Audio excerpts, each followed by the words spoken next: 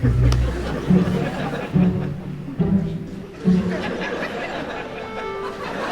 ba? Tumabi ka nga? Grabe. Good morning. Good morning, Gloria. Oh, bakit ako nandito? Ano si Madam Cher? Nagbakasyon at ako yung na-assign na OIC. Ah, okay. Alam mo kasi, tatanong ko lang sana kung kailan yung susunod na homeowners meeting natin. Sa katapusan pa. Oo nga pala. Meron ako yung bibenta sa'yo, life insurance. Kailangan mo yun.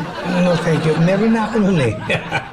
Accident insurance, 4,000 per year lang yun. Kailangan mo yun. Oo nga, pero no thank you rin dahil I take care of myself. Alam ko na, Oh. nung pumapasok ka, hinihingal ka eh. Okay. Napansin ko yun eh. Kumuha ka na lang ng fitness club membership. Kailangan mo yun. Fitness club? Oo, 4,000 pesos lang din, June, per month. Yeah, kasama yung yoga, zumba, at tai chi. May access ka na rin sa spa tsaka sa sauna. Doon sa fitness center, dyan lang sa may City Hall. Really? Alam mo, interesado ako dyan. Anyway, it's for my health, di ba? Tama, kailangan mo yun. Sige, gusto ko yan. I-member mo na ako. Pero sa katupusan ng bayad, ha? Ay, hindi pwede. Magbayad ka muna. Kailangan ko yun.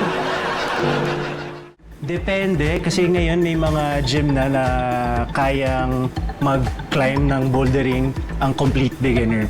Pero kung sa technique-wise, yes, mas advanced siya. So, sa totoo lang, I would highly suggest na mag-start muna sa top rope climbing and then tsaka kayo mag-bouldering.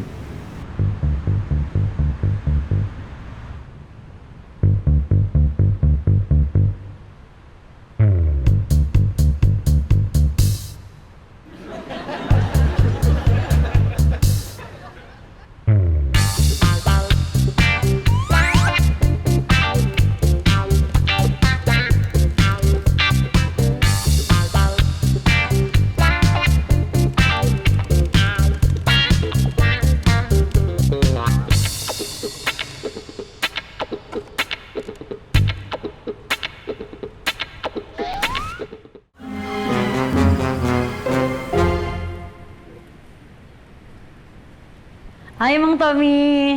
Hello po. Hi, Maria. Kamusta? Ano ginagawa mo rito? Magbabayad po kay Ma'am Glory. Really? Ako rin eh. Magbabayad din ako sa kanya. Ay, asan po siya? Hindi ko nga alam eh. Tagal nga dumating eh. May appointment ka ako. Late na nga ako eh. Hello?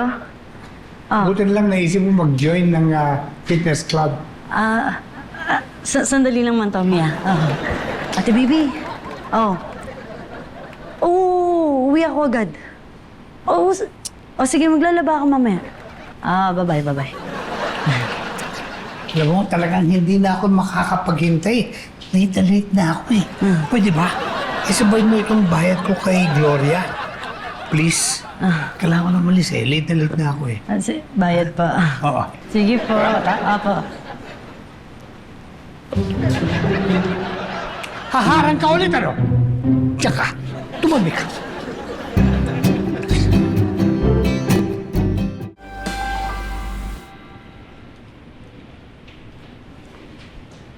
Hi, Gloria!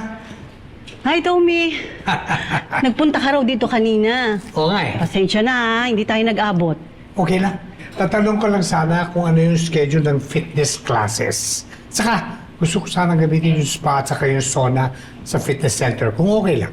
Sure, sige. Pero magbayad ka muna. Bayad? Nagbayad na ako ah. Hindi pa. Yung accident insurance ang binayaran mo. Insurance? Wala naman ako kinukuha ng insurance ah. Di ba yan yung pinabot mo kay Maria? No. I think na-confuse si Maria. Ang binigay ko sa kanyang pera, yung pera para sa fitness club. Ganun ba? Sige, magdagdag ka na lang ng bayad para sa accident insurance. What? Ayoko nga. Sige na, kumuha ka na, kailangan mo yun. Alam mo, ang kulit-kulit mo eh. Sabi ko, ayoko nga. Tema, discount mo ba ako? Hindi You know what? Ibalik mo na lang sa akin yung pera ko. Ang gulo-gulo mo kausap, ano? Ito naman. Sige na nga, yung binayad mo ay para sa fitness club membership na lang. No thanks. Baka-scam rin yan eh. By the way, you have to give me back my money immediately. Kung hindi, irereklamo kita. Ito naman. Sige na nga. Sige, ito na.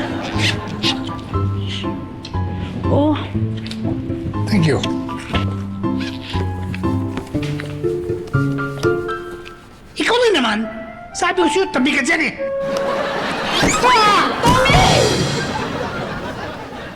Ano na gusto mo? Fitness club o accident insurance?